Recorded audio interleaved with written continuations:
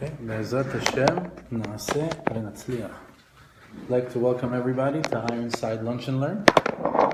We're here on our second year, super exciting.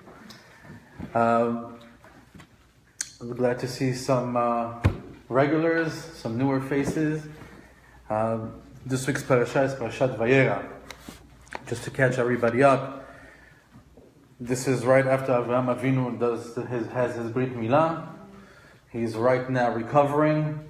It's on his third day. In this week's parasha, we have the whole story of the angels visiting him as they are on the way to Sodom Gemorah. They're going to destroy that city.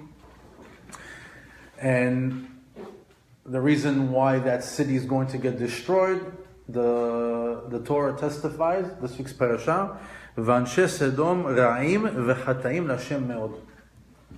They were bad people, and they didn't stop sinning. And the last word is very interesting, me'od. What is this me'od? So that the rabbis tell us, Anashim ra'im elu le'elu. They were between Adam lechavero, between one to another. They didn't have much respect. There wasn't any sort of guidelines that they followed. It was a free-for-all. They had no respect for one another. Chataim, what were their sins? Gilui arayot. Gilui arayot is sexual transgressions. They did things that, even nowadays would not be accepted. And some things that today are accepted. Lashem ba'avodat kohavim. In other words, how were they bad to God? They were not recognizing as Hashem as a creator of the world. They were idol worshippers, and they worshipped the moon and the stars. Me'od, that last word me'od, is b'shfichut damim. They found it very easy to be killers. To be with another man's wife was like the biggest no-no for them. It's like, oh no, anything but that. But to kill the husband and then be with her, oh, of course, that seems a much easier option. Also, the word in Hebrew me'od, it means, the Hebrew language is very unique. Sometimes words, they don't have an equivalent in the English language.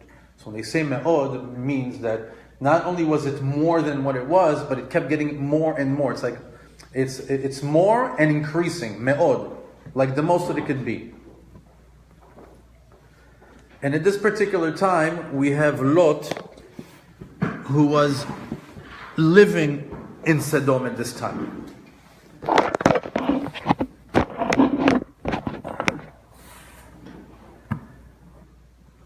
Avraham, being that Lot is his cousin, last week's parasha, he tells him, listen, me and you, this town is not big enough for the both of us. I got whichever way you're going to go. If you go left, I go right. If you go right, I go left. We just can't be together. We're on two different levels. I want to be a tzaddik. I want to be a Eved Hashem. You're obviously on a different tip. We're family, but I can't be with you. And not only that, as soon as Lot got in trouble, who was the first person that came to help him out? Avraham Avinu. Last week's parasha, we spoke about it. Avraham came with Eliezer. He fought the 4 kings. In other words, we might be holding the same spirituality. We're not in the same level.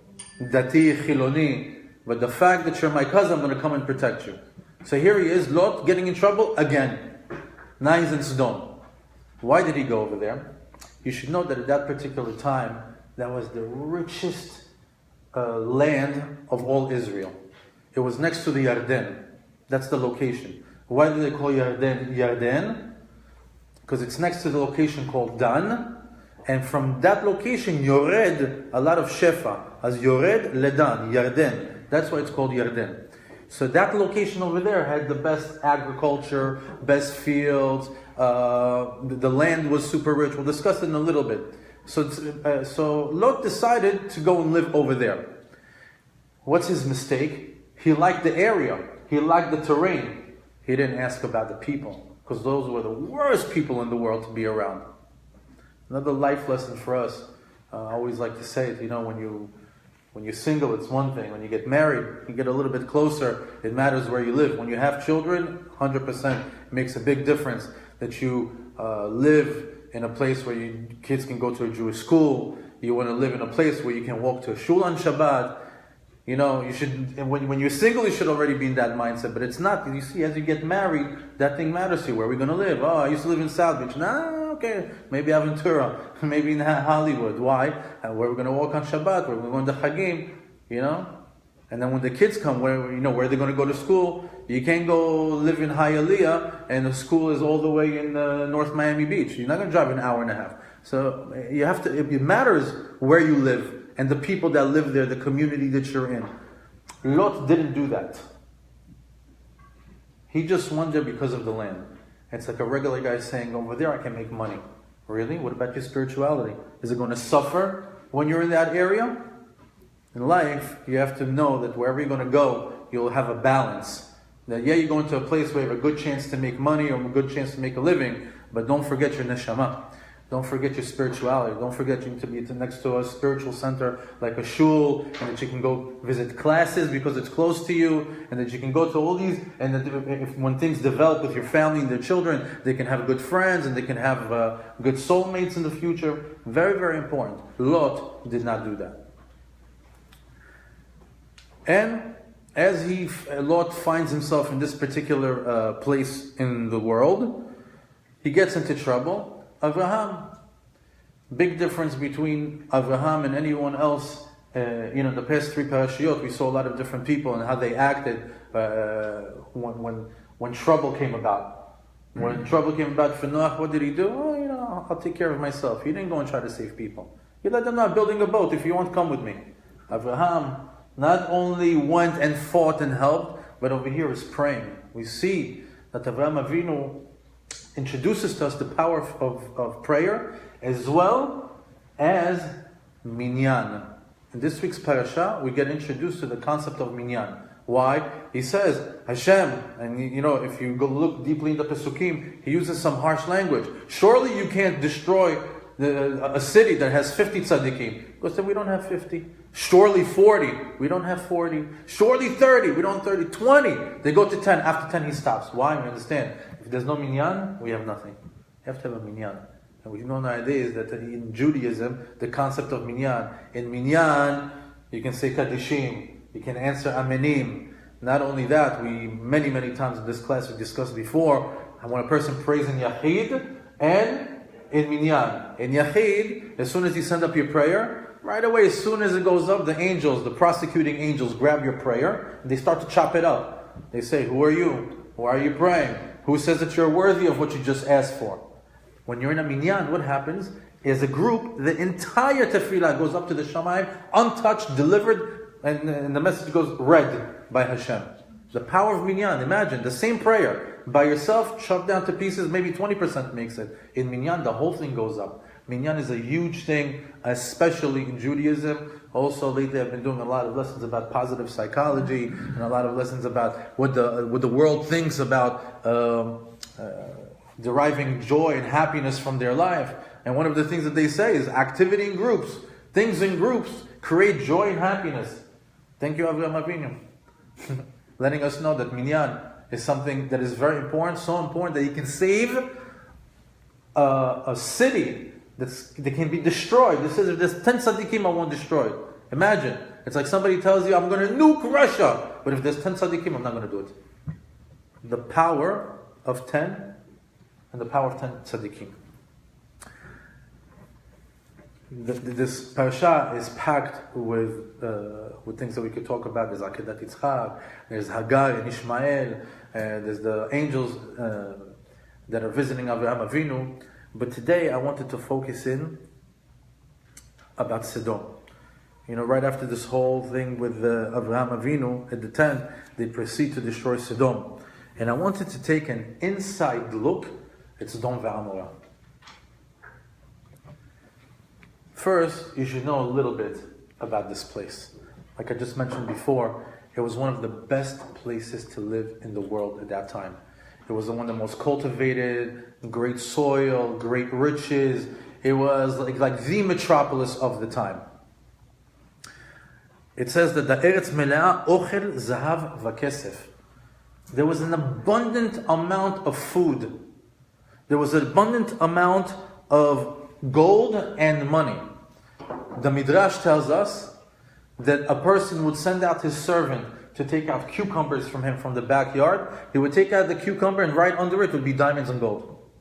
It was such a rich city, like a rich area, that it had everything. It had all the food, it had all the riches, it had all the money. And at your fingertips. You didn't even have to go too far to get it. Very unique. Imagine, you go grab a carat, 10-carat diamond right under it. The people of Sodom were filthy rich. They were very rich. But they were also kamtsanim. They were very cheap. They had an ayin tzara. Ayin tzara, they have a very negative outlook. They didn't want to share. They didn't want to give charity. They wanted everything for their own. And they didn't like somebody else having more than them. It was a weird a group of people. Super rich, super cheap, and doesn't want anybody to have. You know anybody like that? There's some people like that in this world right now. We can see people that have the character of Sodom Gemorah in 5,778 Be'amenu. Okay? One thing that they really, really, really hated in Sodom Gemorah is tourism. They couldn't stand people visiting them. Why? Because they felt they had everything. If anybody comes now and he's going to have a meal, he's taking from them. This is ours. How dare you take what's ours? Go somewhere else. What are you coming to us to take our food? Or to use our lodges? Or to stay in our bed? They didn't want to do achnasat orchim. They did not want to put themselves out. What's mine is mine. What's yours is mine. That's what the Midrash says. If you want to know what the character was of the people of Sodom Gemorah, Ma sheli sheli, uma shelcha sheli. That was the mindset. If you want to see like what kind of people were there at that time. They wanted to keep everything for themselves. Besides the overall mentality or the atmosphere of this town, they had wicked and evil ways. I'll give you a couple of scenarios that you can see what it meant to walk, to come to Sodom Gemorah. You can imagine this real thriving city and with everything available. You know, people are filthy rich. They got the food, they got the money, everything. They don't need a thing. Now walk into this town. What happens? Take a look. First of all, it was very interesting. They would take turns on who would stand at the gate. And whoever would stand at the gate was the mayor for the day. He was in charge for that day. And the day that the angels came, who was in charge? Lot. And he recognized them. He's like, I see you're holy people. What are you doing here? What are you going to Sodom Gemorah? They said, we just came from Avraham Avinu. He's like, wow, Avraham Avinu. That's my family. Now Lot spent some time with Avraham. What did he learn from him? Achnasat orchim. Right? So you see that the thing that he learned the most by Avraham is the thing that's the most hated in his city, in his town. Not only that, Lot, as much as he was a wicked man, or let's just say, not the greatest guy in the world, in Sodom Gemorah, tzaddik. This guy was a tzaddik. Out of all that group, he was a tzaddik. So he tells him, come to my house. He goes, whatever you experienced by Avraham, come experience by me. Let me do achnasat orchim. Now this was life-threatening. To bring a couple of people to your house in Sodom Gemorah, it's a death penalty. But such was the case that Lot was at the gate and he invited the angels to his house. We'll come back to that in a minute. Some of the wicked ways of the people of Sodom Gemorah were, if somebody would come, they would act as if they are righteous, but in reality they're evil. What would they do? A poor man would come to the gate and say, oh, please, can you help me? I'm poor. I need some money. They say, sure. They would take a coin. The person would write his name on it and say, here, go ahead. Here's some tzedakah. Go get yourself something. He would go around the entire town and they would all give him a coin and each one would write their name on it. But there's one thing he couldn't do. He can't buy food. in that town. So imagine he's going around and around. He's like, I have money, please sell me food. We can't. We don't sell food to guests. And they were so evil that they would let him go around and around until he dies. And once he dies, what do? They go pick up their coin with their name on it. Wicked. Look at their ways. They're these fake mitzvot that they were doing. They knew of God. They weren't God-fearing, but they knew of God. So they were doing a fake mitzvah. My friend called it a fitzvah. Why? Because, oh, look, I'm giving you tzedakah, but what is it? In the back of your mind, you're waiting for him to die. And they want to see the torment of that individual. They had a special bed at the entrance to the town. Very interesting bed. It was a particular size. A weird size that typically doesn't fit any human being's body. And they tell him, okay, no problem, come into our town. But in order for us to host you, we got to know which lodge we're going to put you up and what kind of bed we're going to put you in. Please lay down in the sample bed that we have over here, and we'll know exactly where to direct you. So if a short guy would come to the bed, they say, oh, this bed is too big for you. What we're going to need to do is we're going to have to stretch you out. And they would stretch him and stretch him and stretch him and stretch him until all his limbs popped off and he died. And if a person that was really tall, they would put him on the bed and they say, oh, you're too big for this bed. And they would chop off his limbs in order to fit the bed. And then he would die. Evil. They liked to torment. They liked to torture. It's funny, there's a story, there's a midrash in Mount Noez that says that Eliezer, the Eliezer, Eved Avraham, was once sent by Sarah to go visit Lot, because they're family. Tell me, how's Lot doing? And they tried to pull this trick on him. They said, oh yeah, sure, you're coming to visit Lot? First, let's check the bed. He goes, no, I'm not going to be using a bed. I'm mourning. My mother died this year. I'm not going to need a bed. And he got past them. There's another story of Eliezer, of a guy that came and hurt him on purpose. He drew blood. And the law in Sodom Gemorah was, if you hit somebody and you're able to get blood out of him, the guy that got hit and is bleeding pays you money. And Eliezer says, what's going on? He's like, you know what? Let's go to the court.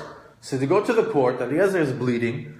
The guy's over there telling him, he hit me and I'm bleeding. What's the justice over here? He says, the law in Sodom is that you have to pay him. So Eliezer was smart. He went to the judge. He hit him. He drew blood from him. He says, now you pay him. Wicked ways. A merchant would come with merchandise to sell. A truck full of onions, potatoes, anything. What would they do? They would welcome him into the town. And then they'd say, oh, there's a merchant here, whoever wants to get anything. And they would all crowd around. Like, there'd be a huge crowd of people. And each one would take one onion or one tomato. Then each one would take one and go. As if they're sampling, as if they're trying it. All of a sudden, 5 minutes, the guy has nothing left. What is he going to do? Wicked ways. Wicked ways. There's a pasuk, try to read it for you from the inside. It says, V'hakatzakata, another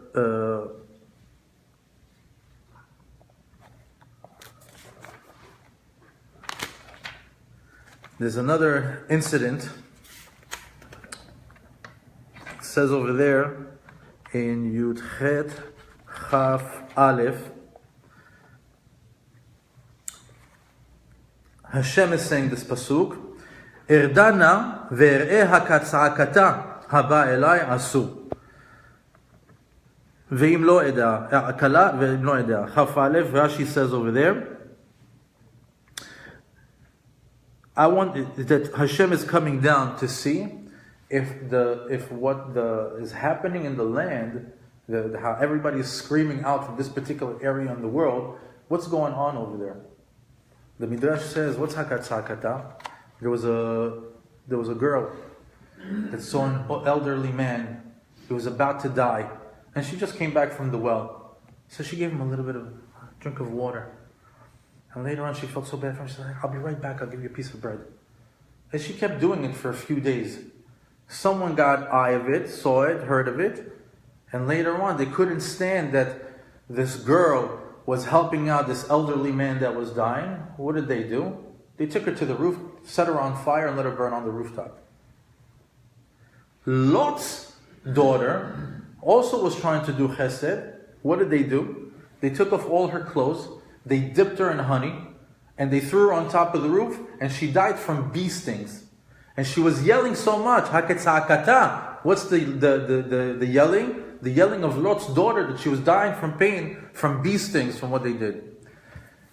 It's like a horror movie, what I just described to you. But let's just imagine, that's what's happening. You're walking in the street and these things are happening left and right. That's Sodom.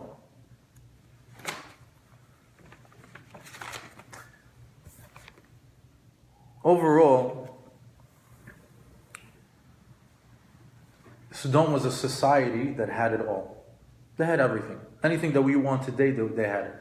They had the money, they had the food, they had they were built out, they had they were able to reproduce with families. They had everything. Nothing was missing. However, we discussed that they didn't want to share anything. What's mine is mine. What's yours is mine.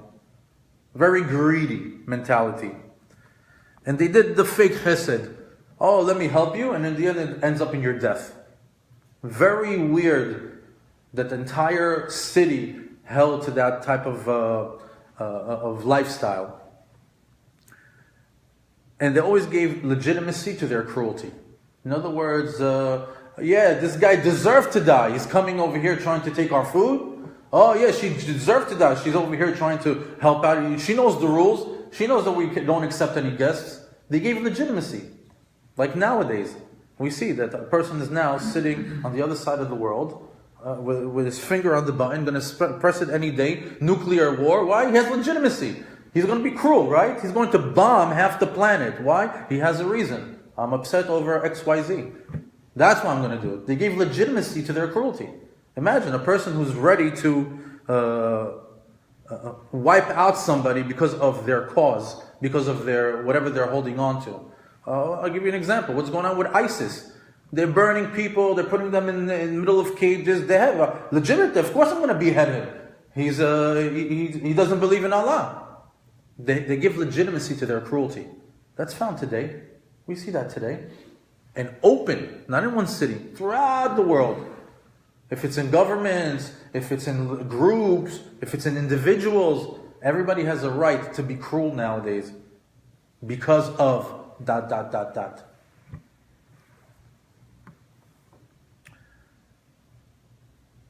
And overall, the thing that was driving the people of Sodom to do all this, because they wanted to rebel against God.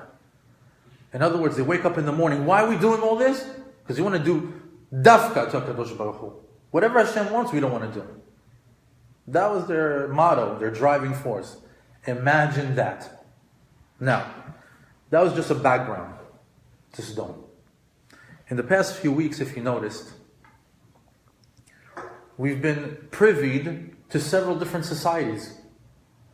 In Bereshit, Noach, and Lech Lecha, we saw the door of the Mabul with Noach. Then we saw Migdal Bavel, when they were building the Tower of Babylon. And in this week's parasha, we're privy to Sodom Gemorah. 3 different societies, they all failed. Each one was dealt differently with HaKadosh Baruch Hu. Let's do a small comparison. Dor Mabul, what was their sin? Hamas. They were thieves and they had sexual immorality. Dor Bavel, the one of the tower, there was Avodah Zarah. They are building a tower to fight the Kadosh Baruch Hu. The door of Sodom, the generation of Sodom Gemorah, both. They had sexual immorality, they were thieves, and they also went against Kadosh Baruch Hu, and they worshipped Avodah Zarah. In the generation of the flood, what was their sin? Ben Adam lechavero. They basically sinned between one another. They stole from one another. They did the wrong things between Adam lechavero. Not so much against God. The fact that they didn't do teshuvah is one thing, but most of their actions were between people. The door of the Tower of Babel, they went against HaKadosh Baruch Hu. Well, we are fighting against you. We're going to build a tower and we're coming to get you. Kiviyachol. The generation of Sodom Gemorah. Both. Again, the same thing from both generations. In both societies, there was a beacon of light. A person that could be there to help him get out of it. In the time of Mabul and Babel and the Tower of Babylon, they had Noah. He was alive in both ages. We spoke about it last week. And in the time of Sodom Gemorah, they had Lot. Again, Lot in Sodom is a tzaddik. Take him out, he's completely not even on the level. You put him next to Avraham Avinu. By the way, they say that the reason why he didn't want to live back with Avraham Avinu, because next to him, he's a nothing. He's a nobody. You can't compare to being next to Avraham. Not your chesed, not your avodat Hashem. He didn't want that. But in Sodom, he was righteous. If he had 9 more Lots with him, the city would be saved. So the Mabul was Ben Adam lechavero. What did Hashem do? Destroyed the whole world. Let's go press reset. In Sodom, Ben Adam lechavero, and between the Makom, Hashem pressed reset on Sodom Gemorah, destroyed it. In Bavel, he only killed those people. It's interesting. We learn from here that Hashem will tolerate someone talking against him, fighting him, insulting, doing all the things that are wrong against God, and he doesn't hold that so much like between Adam and Chavero. Between Adam and Chavero, that's it. Press reset, let's do it again. Let's destroy the whole town. Think about that. Hashem has an unbelievable character that you can do anything against him. He knows there's a way, there's tshuva between me and you, nistader, we'll get along. But you doing between another person, another human being, or another one of his creations, he can't tolerate it to the point that he says, you gotta go. Very interesting. Between the door of Mabul and the door of Sodom, 2 things also happened that were interesting. Right after Noah got out of the ark, what did he do? He drank wine, he blacked out, his son raped him. In Sodom, what happened? Lavan escapes with his wife and his 2 daughters. His wife turns into a pillar of salt. They look back, she looks back, she turns into a pillar of salt. Later on, him and his 2 daughters believe the world is destroyed. Imagine, they just saw like a nuclear bomb. Or they just saw like, sulfur and fire coming from the heavens. So they saw the entire world just had sulfur and fire from the entire heavens. There's nobody left in the world. We're the only ones. Lot and his 2 daughters inside a cave. They're saying, what are we going to do? What did they do? They gave their father wine. He blacked out. They raped him. And they got pregnant. And they thought, if we don't sleep with our father, how we're going to continue the world? We're the only 3 people left. Both generations used wine in the same way, different turnout. Both got the same result though. Both had a curse in there. The one who was involved in Canaan, he says, you're going to be cursed forever. You're going to be the slave of all slaves for eternity. In Sodom, with Lot, there were 2 kids that came out from this event. Their name is Moav and Ammon. Lot slept with his daughters. One had a boy named Moav. The other one had a boy named Ammon. And why is their name Moav and Ammon? So the pasuk tells us,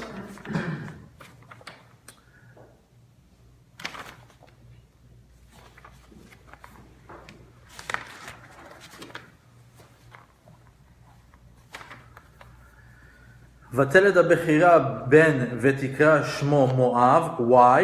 הוא אבי מואב עד היום. והצעירה גם היא ילדה בן ותקרא שמו בן עמי, הוא אבי בני עמון עד היום. יענו Moab, he's from my father. That was his name. Moab, from my father. The other one, Ben Ami, he comes from my nation. Who's my nation? My father's my nation. They were cursed. Moab and Ammon are two nations on the planet that can never become Jewish.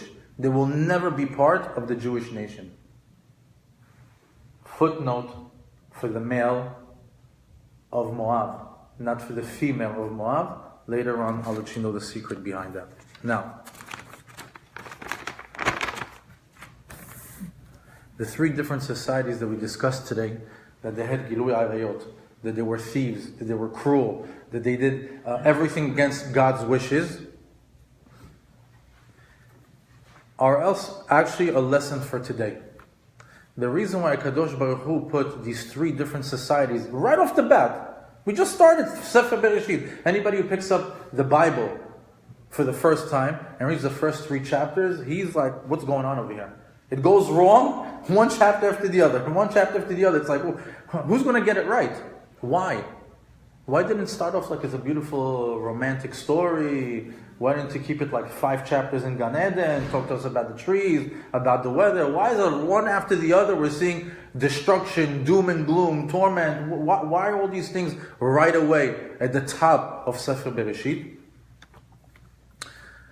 Because Hashem wants us to teach us right off the bat what He doesn't tolerate. It's a sign for us to understand this type of civilization is not for me. This type of civilization is not my desire for this world. He showed us one version with the Mabul. He showed us another version with the Tower of Babel. He showed us another version with Sodom Gemorah. He's telling us specifically, none of these ways are going to work on this planet. It was 3 examples of unwanted societies.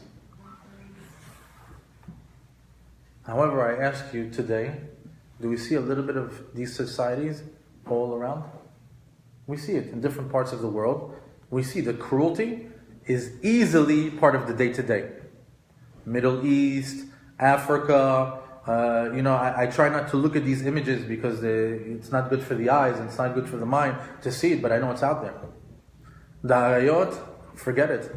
The world has gone crazy for sex nowadays. It's a $1 trillion industry. What was 20 years ago, 30 years ago, you wouldn't see people kissing on TV. Turn on TV now. I dare you.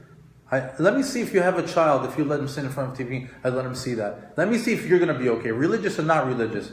Let me see if you're going to be okay with what's being put out there on TV. The world is changing. For what? For the societies that Hashem doesn't like. This is not outdated, this is not warped. You could be religious, you could be secular, you're going to feel the exact same way. To be that cruel to another human being just doesn't make sense.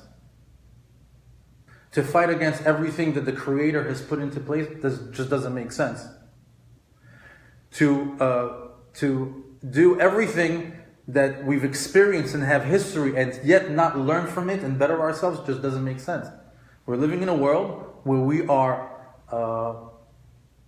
watchers of reality. We don't do anything about it. We look what's happening on this side of the planet. I'm okay with that. It's not here in Miami.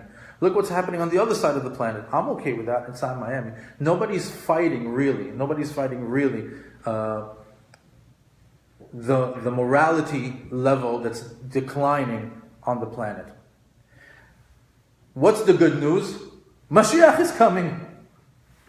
That's the sign. That's the sign. When it all starts to go downhill, when it starts to look like that and nothing can be done, then the sign is that Mashiach is coming. Now, where is the Mashiach? Where is he? Where is Mashiach in this story? Mashiach was in Sodom Gemorah. How? Remember I told you that Lot's daughters came and slept with their father. And they had Moab and Ammon. Do you know of a character in our Jewish lexicon called Ruth HaMoaviyah? Who's Ruth HaMoaviyah? She is the grandmother of David HaMelech. Who's David HaMelech? David Malka Mashiach. He's the Mashiach. In the middle of Sodom, in the middle of all that, what was there? The soul of David HaMelech. The soul of Mashiach. What does that show us? that in the middle of all this craziness, all this impurities, all this toxicity that's around us, whether it's with our eyes, with our ears, with our environment, the Kedusha is here. It's all up to you if you're going to elevate it. It's all up to you if you're going to be the one that's going to change yourself for yourself. Our good friend Judah made an unbelievable point. We're waiting for Mashiach, the one person that's going to save us. He said the perfect thing. Mashiach is not coming till we all are doing our part for it. It's a collective movement, Mashiach. It's not one person going to save all. It's we save ourselves and he comes to announce it. He comes to announce that we did the job. When is Mashiach coming? 6,000 years, that's the deadline. We're in 5,778. 6,000 years, that's the deadline. That's the forced Mashiach. That he has to come, yes or yes. Doesn't matter what's going on in the world. The minute it goes to 6,000, Mashiach is here no matter where we are. But we're at 5,778. 222 years before that. What are we trying to do? We're trying to bring Mashiach by chesed, by good deeds. Like, look, we're going to do teshuvah, we're going to get better. So the world doesn't imagine if... Look at the decline in the past 20 years. Could you imagine the decline in 200 years? What are our children going to wake up to in the mornings? What are our offsprings going to have as a future? I'm scared today. I'm walking down the street with my son and I'm worried what they're going to say in Publix. I see kids over there, the way that they're talking, and the people, I'm scared to they hear a curse. That they do something like that, or I'm scared to drive. That you see on the billboard an advertisement for a strip club. It's dangerous. The environment is completely different. I drive down the highway for a half hour in the morning. I got to go to the mikveh at night. What's going on over there? So, what are we trying to do? We're trying to bring Mashiach before. Otherwise, it's just going to go down. One last thing. Lot's wife. She's very famous. She got turned into salt, into a pillar of salt. Why? Does anybody know why she got turned into a pillar of salt? Basic, because she turned around and she wasn't supposed to. But why salt? Why not a rock? Why not sand? Why not ceramic? Why not Caesar stone? Why is that particular salt? So the story goes, first her name is Eirit. And when Lot came with the angels to the house, she's like, what are you doing? You're bringing guests to the house? Now I have to cook, and I have to clean, and I have to prepare the food. And we got all these people standing outside of the house. He goes, please, just bring some salt to the table, bring some food. Why salt on the table? Because in Avraham Avinu, there's always salt on the table. He said, to give them the feeling, like, look, it's a Jewish table. We know, if anybody knows a little bit more, Brit Melach, we have a Brit Melach. Then every table in the Jewish home has to have salt on it. So he comes and he asks her for it, and she's complaining, and she's yelling at him. And then imagine the whole town of Sodom Gemorah standing outside like, you are having guests. Let them out. They wanted to inbound. And what did they want to do? They wanted to rape them. Not only don't host them, rape them. Lot says, take my daughters, just leave him alone. Because they're a holy man. He wanted to give him respect. Look what's going on over here. So basically, when they were making a getaway, there's something over there, they said that they got hit with the sanverim. So interesting. I'm imagining, olden days, 2,000, 3,000 years ago. What could be sanverim? Well, what can they use? They had sticks, they had stones. What could be this thing that blinds them? It had to be like a futuristic item. Like if you ever saw the movie Men in Black, it's like that thing that they hold. It goes, gives the light, and everybody get blinded. What's this sanverim that they use? I still can't figure it out.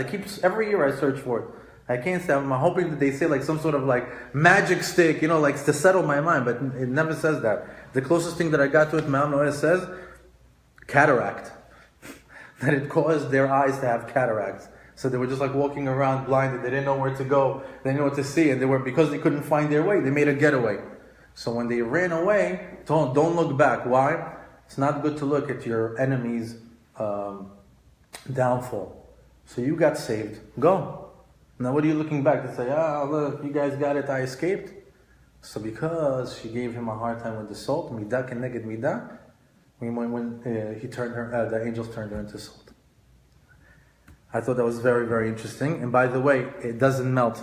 If you go now to Eretz Yisrael, it's still there. If it's made out of salt, how many days it rains over there? How many sheep walk by it and lick it? Who knows what's going on? How many people touch it? It should have dissipated by that. It should have been nothing.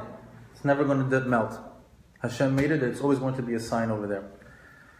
Lastly, the whole Sefer Bereshit, we're learning the ways of failed societies. The bad midot. What's the good way and what's the right way? That's the introduction in this book. Before we get the Torah and Sefer Shemot and Vayikra, before we get all the details to it, Hashem is giving us a preview. This is what I want from you as a society. This is what I want from you, from people, as people. Before you get the Tariag Mitzvot. And always know that there's always a tzaddik around. There's always a tzaddik. There's always an Avraham Avinu. Even Lot, even Noah, there's always somebody there. We're never going to be left high and dry without anyone. The point here is you be the tzaddik. Wherever you are, you be the tzaddik. Be the tzaddik in your neck of the woods. Be the one that possibly can save the entire city because of you. Don't always depend on other people. Also, we learn the strength of prayer. Hashem left us two things for this generation. Tefillah and chesed. And we learned that from Avraham Avinu. Isha chesed and his tefillot, he was the one that instituted the tefillat shachrit.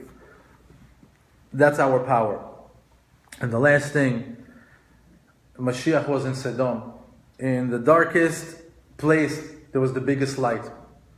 The Yetzer Hara didn't want that soul to come down. Hashem had to create a weird concoction of events and people in order for it to come into the world. Why? The Yetzer Hara was standing like this in front of that soul. That soul's not leaving me. All of a sudden, Hashem created this thing where he took his mind off of it for a split second and was able to put it into that situation. Because who would think that Mashiach would come out of that type of encounter? And overall, the last point is that through all these different societies, there was one get out of jail card. One get out of jail for free card. One thing that could have gotten all these three societies out of their trouble. Teshuvah. Had they done teshuvah, had they repented, had they changed their ways, in 1 minute, and Hashem gave all the time in the world, and gave all the signals, and sent all the people, and all the messages, nobody did it. That's the power of teshuvah. So now when we face ourselves in societies that looks like they're completely crumbling down, how can we be saved? Teshuvah.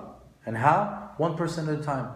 Don't point the finger at, oh, Chabad's going to do it. Oh, the rabbi in shul is going to fix the world. Oh, my friend just became a lot more religious. He's going to fix the world. No. You're going to change the world. When you start to say Modeh Ani in the morning, you're changing the world. When you say a bracha over food, you're changing the world. One mitzvah at a time. One mitzvah at a time. Nobody's asking you to go black, white hat, peot, tzitziot. Nobody's asking for that. But whatever you are today, add one more mitzvah to you. Do one thing. Say from now on, every time I drink a glass of water, Shakoni Abdullah. Every time when I wake up in the morning, Modeh Ani. That's it. You're a different man. You're about teshuvah. You're about teshuvah. You're a different identity. You're a different person. And that's what we want. Hashem wanted us, just change your ways. Give me a light. Why? Mitzvah goreret mitzvah. One mitzvah leads to another mitzvah. But they were stuck in the reverse side of it. Of Avera goreret Avera. Be'ezrat Hashem shenizkeh kulanu לחזור בתשובה, to live in a society of דרך Hashem, and בעזרת השם שנעלה ונצליח וכל מעשה ידינו, אמן כי רצון.